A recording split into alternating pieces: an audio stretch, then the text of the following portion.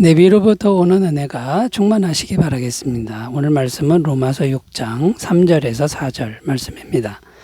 무릇 그리스도 예수와 합하여 세례를 받은 우리는 그의 죽으심과 합하여 세례를 받은 줄을 알지 못하느냐. 그러므로 우리가 그의 죽으심과 합하여 세례를 받음으로 그와 함께 장사되었나니 이는 아버지의 영광으로 말미암아 그리스도를 죽은 자 가운데서 살리심과 같이 우리로 또한 새 생명 가운데서 행하게 하려 함이라.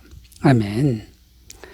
오늘 말씀 4절에 보면 새 생명 가운데서 행하게 하려 함이라 이렇게 기록을 하고 있습니다. 여기 새 생명이라는 단어가 나오는데 새로운 생명이라는 거죠. 그러면 옛 생명도 있는 것입니까? 그 해답은 있다는 겁니다. 그렇다면 옛 생명은 무엇이고 또 새 생명은 무엇입니까? 옛 생명은 죄로 물든 내 마음이 주인이 되어 행하는 생명, 움직이는 생명이다 라는 겁니다. 에베소서 2장 3절 전에는 우리도 다 그 가운데서 우리 육체의 욕심을 따라 지내며 육체와 마음에 원하는 것을 하여 다른 이들과 같이 본질상 진노의 자녀이었더니, 여기 보면 우리의 육체의 욕심을 따라 지내며 이렇게 움직이던 생명이 옛 생명입니다. 그러면 새 생명은 무엇입니까? 구원받은 성도에게 임하신 성령님이 주인이 되어 행하는 생명, 그 성령님이 주인이 되어 움직이는 생명이다라는 겁니다. 갈라디아서 5장 16절 내가 이르노니 너희는 성령을 따라 행하라 그리하면 육체의 욕심을 이루지 아니하리라. 육체의 욕심을 따라가는 게 아니라 우리 마음에 임하신 성령님을 따라가면 새 생명 가운데 행하는 삶이다라는 겁니다. 그래서 성령님이 주인이 되면은 이제 필연적으로 육체의 욕심을 이긴다고 말씀하고 있고요. 그래서 이제 성령을 따라 행하는 사람은 새 생명 가운데 행하는 삶이 된다라는 겁니다. 그래서 이제 오늘 우리가 같이 생각할 것은 성령님과 함께 사는 삶이 새 생명 가운데 행하는 삶인데, 구체적으로 어떻게 사는 것이 새 생명 가운데 행하는 삶인지 좀 생각해 보면서 말씀의 은혜를 나누겠습니다. 새 생명 가운데 행하는 삶 첫 번째는요, 행위가 아니라 하나님의 은혜를 믿고 행하는 삶이다라는 겁니다. 행위를 믿는 게 아니라 하나님의 은혜를 믿고 행하는 삶이다라는 겁니다. 갈라디아서 3장 10절 읽습니다. 무릇 율법 행위에 속한 자들은 저주 아래 있나니 기록된 바 누구든지 율법책에 기록된 대로 모든 일을 항상 행하지 아니하는 자는 저주 아래 있는 자라 하였습니다. 무슨 말입니까? 인간의 힘으로 말씀을 지키거나 인간의 힘으로 선행을 하려고 애쓰는 삶은 저주받은 삶과 같다라는 말씀입니다. 물론 선행을 하고 말씀을 지키려는 그 삶 자체가 나쁜 건 아닙니다. 그런데 문제가 뭐냐면 아무리 그렇게 해도 하나님께 인정을 못 받는다라는 겁니다.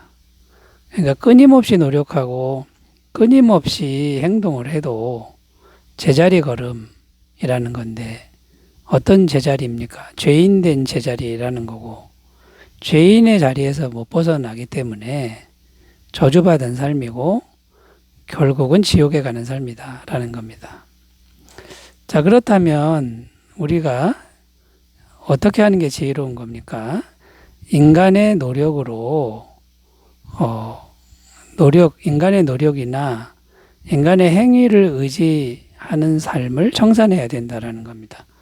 행위를 전혀 하지 말라는 말씀은 아니고요.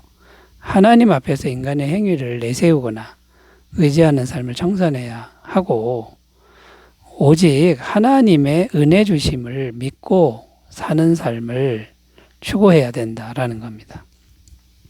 그러니까 선행을 행하든 말씀을 지키든 그걸 의지하는 게 아니라, 선행을 해도 되고 말씀을 지켜도 되지만 여전히 죄인이기 때문에 그걸 의지하는 게 아니라 오직 하나님의 은혜만을 바라고 의지하는 그런 삶을 사는 것이 새 생명 가운데 사는 것이다 라는 겁니다. 그래서 하나님의 은혜가 없으면 나의 행위는 하나님 앞에서 아무것도 아닌 것을 인정할 줄 알아야 된다라는 겁니다. 전도서 1장 2절 3절 전도자가 이르되 헛되고 헛되며 헛되고 헛되니 모든 것이 헛되도다. 해 아래서 소고하는 모든 소고가 사람에게 무엇이 유익한가. 아무리 우리 힘으로 선행을 해도 말씀을 지켜도 헛된 제자리 걸음이라는 겁니다. 시편 90편 10절 우리의 연수가 70이요 강건하면 80이라도 그 연수의 자랑은 수고와 슬픔뿐이요 신속히 가니 우리가 날아가나이다. 그러니까 여러분 하나님 앞에서 하나님 은혜 없는 인간의 그런 삶은 신속히 가는 허무한 삶이다. 하나님 앞에서 이런 생각을 우리가 할 줄 알아야 된다라는 겁니다. 자, 그러므로 여러분 우리가 하나님의 은혜만을 이제 사모하며 살아야 되는데 이 세상에서 열심히 살지만 그걸 의지하는 게 아니라 위로부터 오는 그런 은혜를 늘 믿고 바라보는 그런 삶을 사셨으면 좋겠습니다. 골로새서 3장 1절 3절 그러므로 너희가 그리스도와 함께 다시 살리심을 받았으면 위의 것을 찾으라. 거기는 그리스도께서 하나님 우편에 앉아 계시느니라. 위의 것을 생각하고 땅의 것을 생각하지 말라. 이는 너희가 죽었고 너희 생명이 그리스도와 함께 하나님 안에 감추어졌습니다. 늘 위의 것을 사모하는 삶을 사시기 바라겠습니다. 자, 두 번째로 가보겠습니다. 새 생명 가운데 행하는 삶. 두 번째는요. 성령님의 능력과 도우심으로 행하는 삶이다라는 겁니다. 사도행전 2장 38절 읽습니다. 베드로가 이르되 너희가 회개하여 각각 예수 그리스도 이름으로 세례를 받고 죄 사함을 받으라. 그리하면 성령의 선물을 받으리니. 자, 이 말씀에 보면 예수님 믿고 죄 사함을 받은 성도에게 성령이 임하신다 이렇게 말씀하고 있는데요. 왜 성령이 임하시는 걸 언급하고 있는 겁니까? 성령님이 새 생명을 실제로 우리에게 가져다 주시는 분이기 때문이다라는 겁니다. 고린도서 13장 13절 주 예수 그리스도의 은혜와 하나님의 사랑과 성령의 교통하심이 너희 무리와 함께 있을지어다. 자, 이 말씀은 하나님의 사랑 예수님의 은혜 이걸 실제로 가져다 주어서 우리와 교통하게 하시는 분이 성령님이다. 이런 말씀이 됩니다.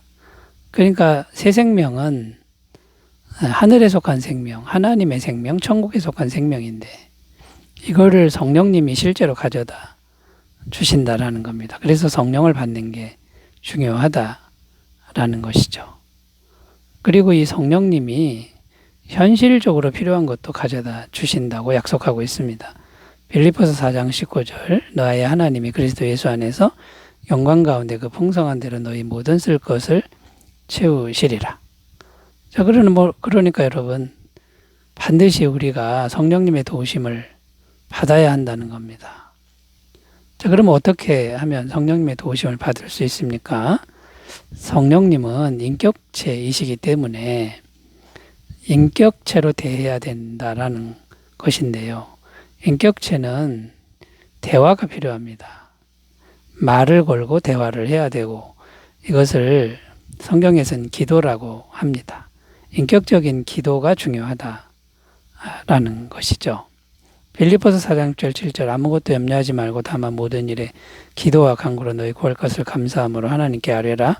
그리하면 모든 지각에 뛰어난 하나님 평강이 그리스도 예수 안에서 너희 마음과 생각을 지키시리라.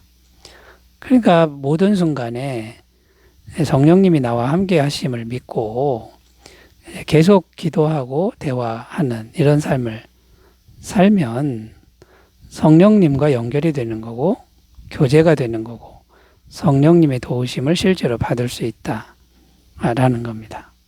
자, 성령님이 임하시면 어떤 일이 일어납니까? 한마디로 부족함이 없고 그 다음에 놀라운 그런 능력과 기적이 나타나는 삶이 된다라는 거죠. 성경에 보면 성령님이 홍해 바다도 가르시고 만나와 메추라기를 내리시고 여리고성도 무너뜨리고 병자도 고치고 귀신도 쫓아내는 이런 역사를 이루신 것을 풍성하게 볼 수 있습니다.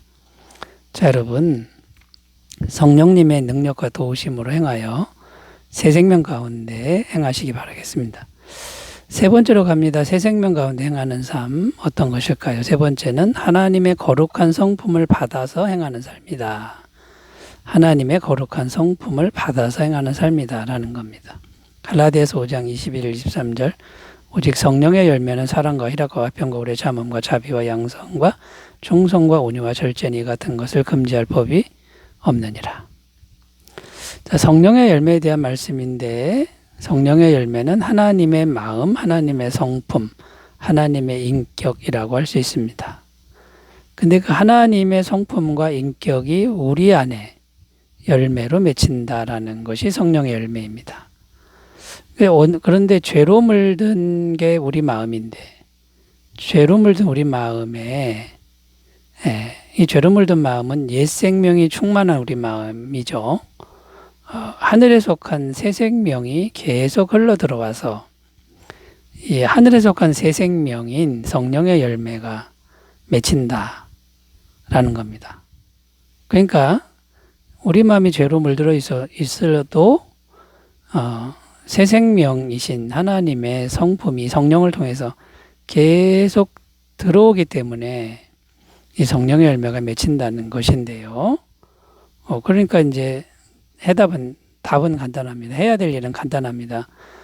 성령님의 임재하심을 계속 받아야 된다, 추구해야 된다라는 겁니다. 자, 그럼 성령님을 계속 받아들이면 성령의 열매는 맺혀지게 되는데 구체적으로 기도하는 삶, 기도에 힘쓰는 삶이 절대적으로 중요하다라는 겁니다. 골로새서 4장 2절 기도를 계속하고 기도에 감사함으로 깨어있으라.